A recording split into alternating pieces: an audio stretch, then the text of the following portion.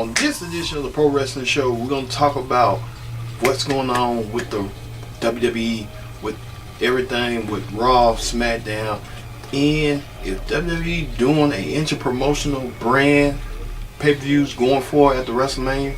Plus, we're going to talk about many more. A rumor going around that a former WCW champion is coming to the WWE Hall of Fame, will be inducted. It's conflicting reports. We'll have this all and more when the Pro Wrestling Show starts right now.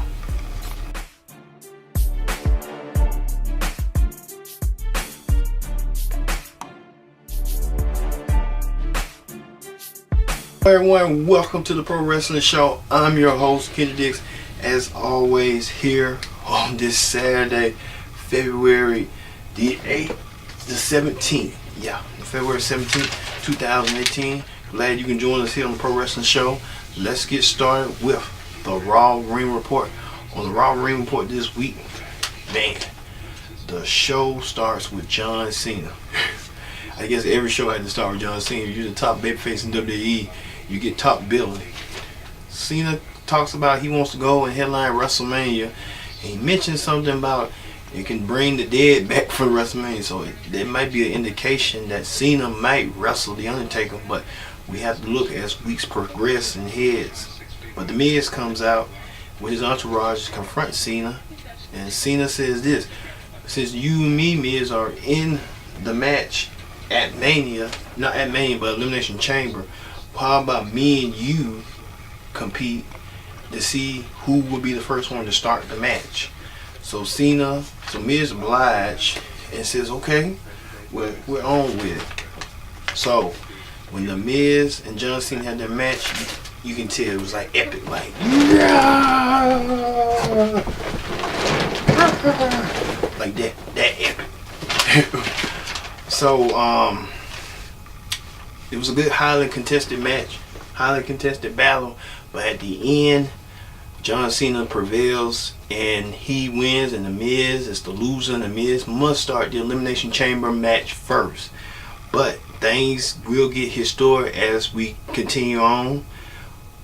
That Braun Strowman turned the tables off on Elias as Elias was doing his concert, and Braun tries to upstage Elias by having the guitars on, acting like Elias, and had a guitar, and knocking Elias out, leaving Elias laying in the ring.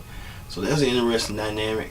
Braun Strowman versus Elias, the two up-and-coming stars that WWE built on Raw, coming up on their own and feuding each other, which it would seem natural. Elias has a lot of potential. He's a gifted athlete, and you're gonna see more of Elias down the road. I guarantee you that. The women's tag team match featured Nikki James and former friend, women's champion Alexa Bliss, teaming up against Absolution. Absolution wins after Mandy Rose DDT and pins Mickey, the 1-2-3, getting her a cap for the Raw Women's Championship. But it's sort of like with this women's elimination chamber match, it's kind of steamed down, because last month was Royal Rumble and everybody was talking about the first ever women's Royal Rumble. But now it's kind of like stagnant. It's kind of like people are not talking about the women's elimination chamber match as they should.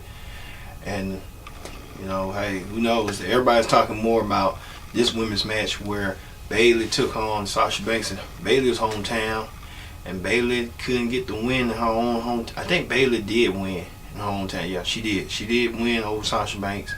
But Bang on Roseanne. Film it. Yeah.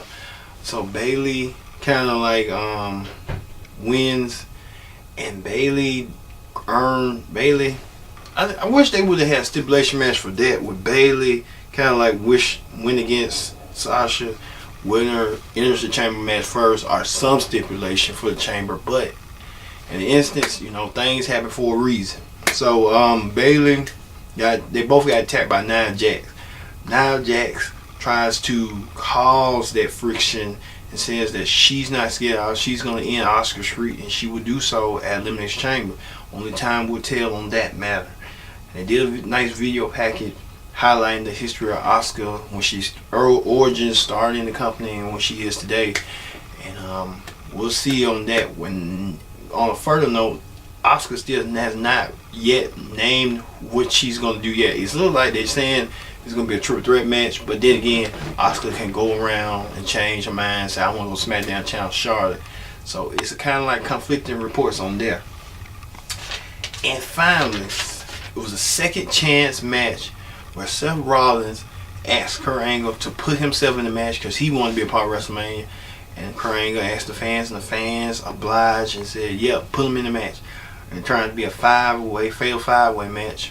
Second chance for a shot at the final spot in the Elimination Chamber. And ended where they had Matt Hardy, Apollo Crews, Bray Wyatt, Finn Balor, Seth Rollins. Ended with Seth Rollins and Finn Balor did a double suplex and powerbomb on Bray Wyatt. Both men covered Bray Wyatt to get the pin, and it ended up we didn't have a decisive winner until after Raw was over with. Kurt Angle made the stunning announcement that for the first time ever it was going to be a 7-man Elimination Chamber match at Elimination Chamber. The winner meets Brock Lesnar at WrestleMania for the Universal Championship. So Seth Rollins and Finn Balor have been added with John Cena, The Miz, Elias, Braun, Strowman. So that's going to be an epic 7-man match. Is it going to be a triple threat? The 3 men start in the ring, and then the 4 pods kind of opens as they go as inverts.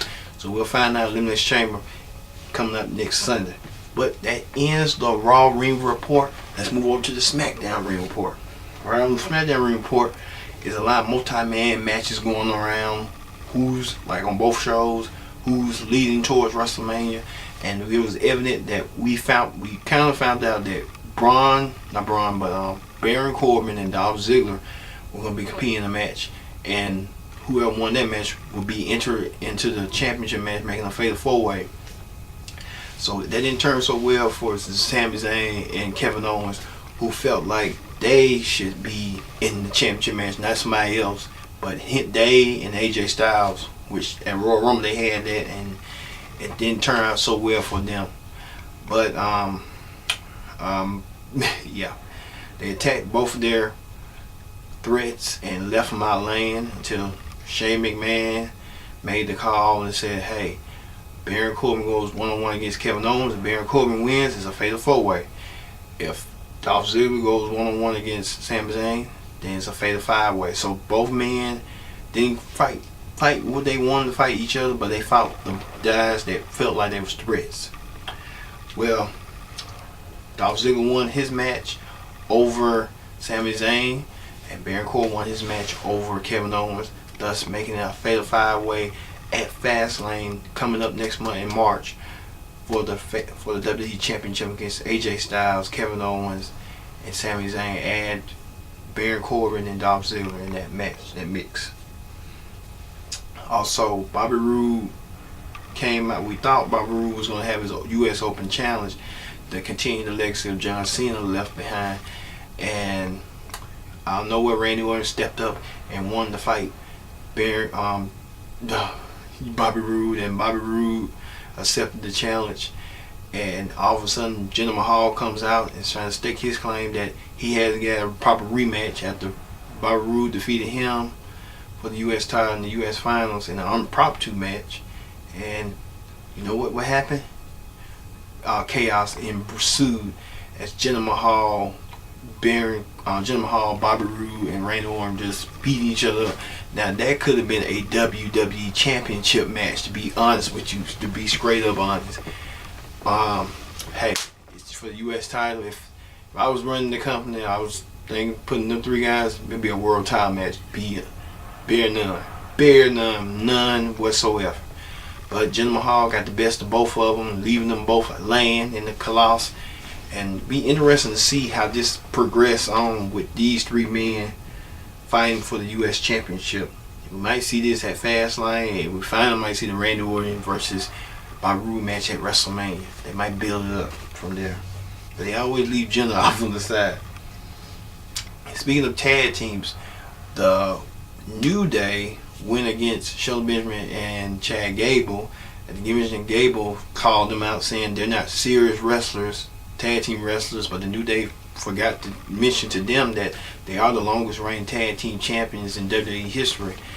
And don't you forget that. And maybe Benjamin and Gable should have got the memo where the New Day like to play around and joke and have fun, and they become serious when need be. And that's what happened. If you look back at the Usos with the Hell in a Cell match, they were serious. They lost, but they came serious. Speaking of the Usos walking around in a dark, gloomorous atmosphere environment like a prison or something, and calling out the Bludgeon Brothers and telling them that meet us when you want to meet us. So that's an interesting dynamic, that the Usos versus the Bludgeon Brothers. But I don't know, they try to give Raw Tag Team Division more love than they do SmackDown Tag Team Division. So who knows if they're going to give SmackDown equal footing with like Raw. Who knows. And Charlotte defeats Sarah Logan. She's cutting them off piece by piece. She defeated Liv Morgan, now Sarah Logan this week. Next week is a 6-woman tag team match. Charlotte teams with Becky Lynch and Naomi against the Riot Squad. So that's going to be interesting dynamic. And then the WWE title picture. Everything's going on so well on SmackDown. They're just building, and it's crazy top 10 list. Which I kind of think they didn't think of, and they just like, we're going to kill it from right now this week. Speaking of that, the Mixed Match Challenge, on the first note, Lana defeated Lana Russo team together. What the Russo thing wearing the same thing Lana got on? Defeated Bayley and Elias. Lana picking up the win. That you see on Total Divas, she was kind of like, they didn't want her in the wrestling. Now they trying to say, yeah, you back in wrestling. So it's kind of like a juggalo effect. But hey, it's what it is.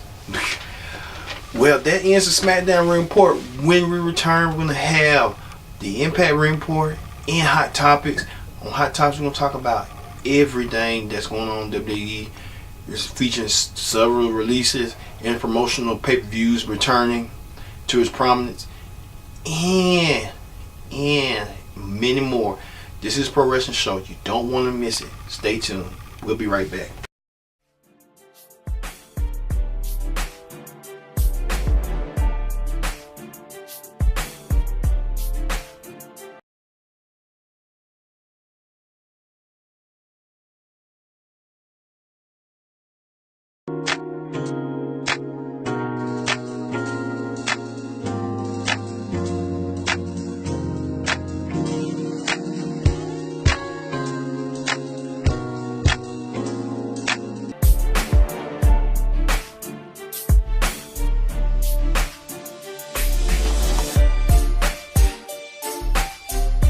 Welcome back to the Pro Wrestling Show. I'm your host, Kendrick Dix, as always, for this weekend.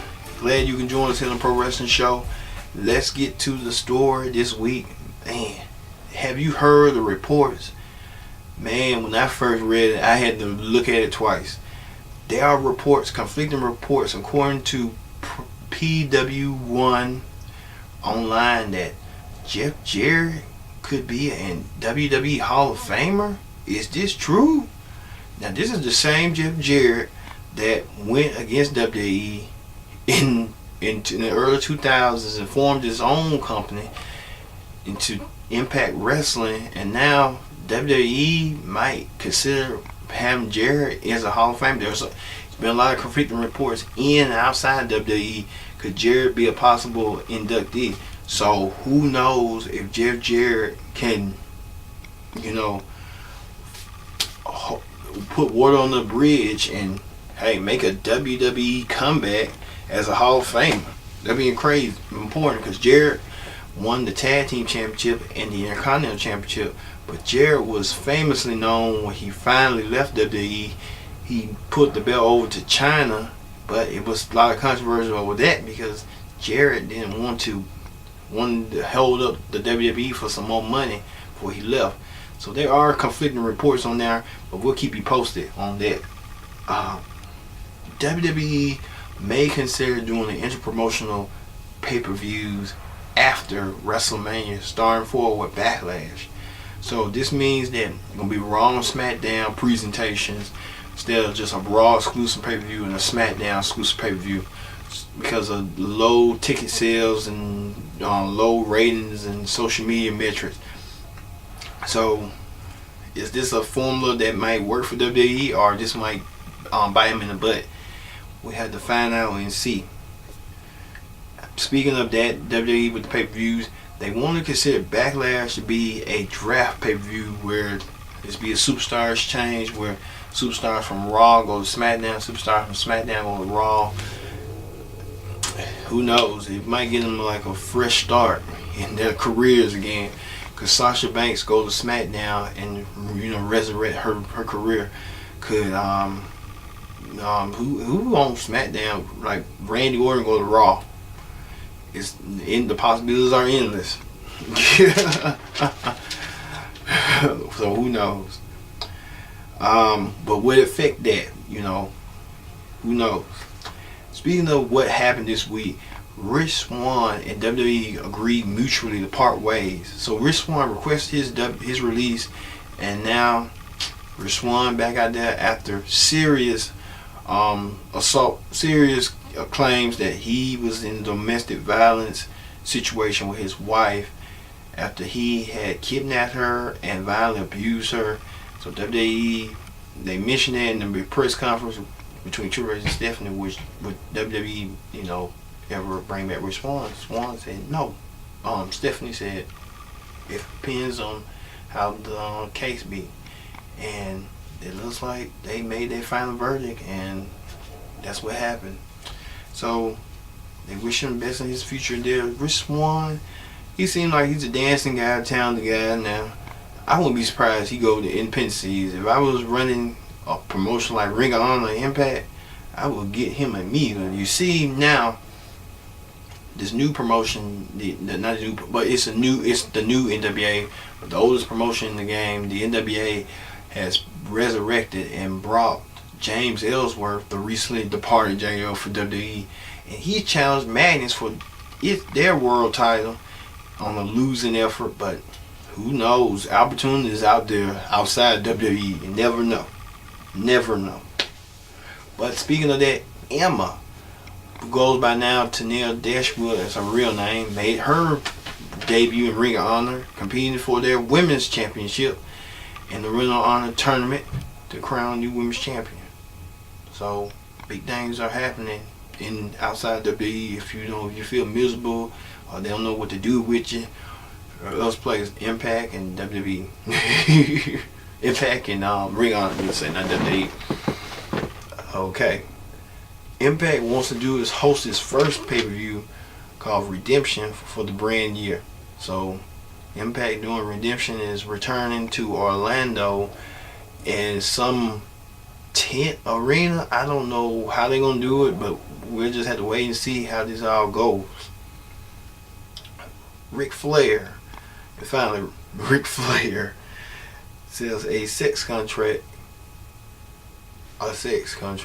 consent form for Space Mountain, and then he pulls it down immediately by WWE, caught by represented by WWE. He said pull it down, and that's what he does. And I think just because it's Me Too movement and stuff like that, it's really sensitive, so you got to be a little bit careful what you say and do. Some people just don't know, some people know, and some people just don't care. So it's just that Me Too movement is so rising up that people now taking notice to what's going on.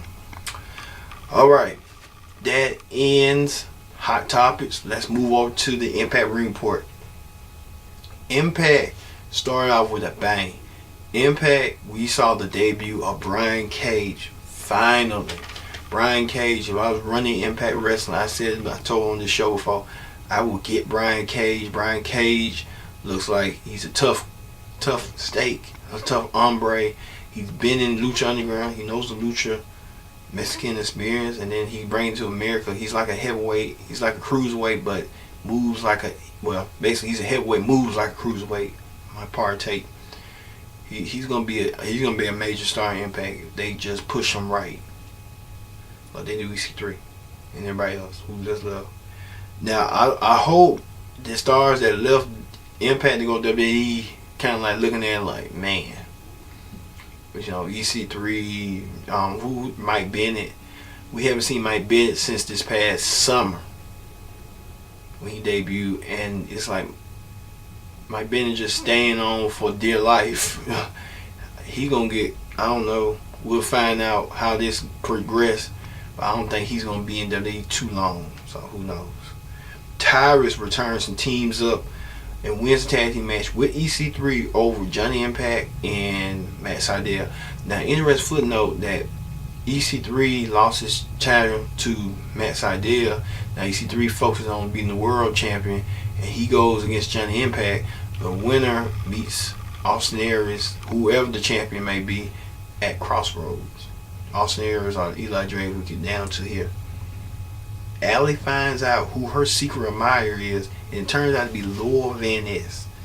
Yes, Laura Van Ness was Jack in the Box. Jack is in the box. And Allie just went through her normal instincts and just nailed Laura Van Ness and sent her right back into a box. The Unbound Alliance Lashley forms an alliance with Eddie Edwards, who over OVE.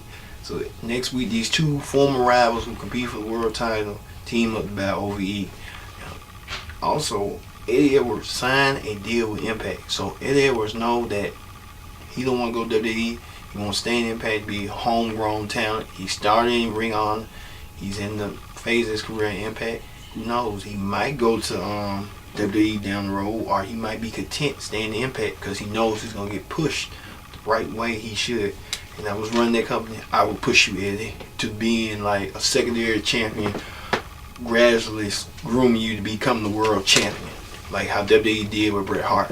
And a Continental champion, then they groomed him to be the world champion when Hulk Hogan and everybody else left WWE. Rosemary got her revenge over Havina. I don't know who is that. Well, she just recently departed, so she was just a one night stand type of person. Like, she came in for 1 minute and she just left and went her business. Rosemary took quick work of her. And then finally, the world championship was on the line. Austin Aries defended his championship against challenger Eli Drake in this highly competitive match, and this was Drake's last chance to challenge for the championship while Austin Aries is still champion. It was a good match. It didn't turn out Eli's night, but you can't help it. Eli Drake is a star. He's a star here. Austin Aries, he's a star too, but he's the belt collector. He showed all his belts like today tonight. He even showed the Defiant Championship belt. So Austin Aries collecting belts as we go. But Austin Aries won the match over Eli with his signature brain buster move. And Austin Aries now waits the winner of the Johnny Impact versus EC3 match that's coming out next week to determine who's the next number one contender. But it was a good Impact, but it was Impact in the middle. It wasn't too much and a lot. But hey, things happen like that on Impact. But hey, thank you all for joining us on this pro wrestling show. Like us on Facebook. Hit the subscribe button on YouTube. Follow us on Twitter on my page, my little Twitter account. We're gonna have a Connect TV account down the road, and use the hashtag PWS. You won't miss a moment. I'm Kendrick saying so long, and I'll see you next week here on the Pro Wrestling Show.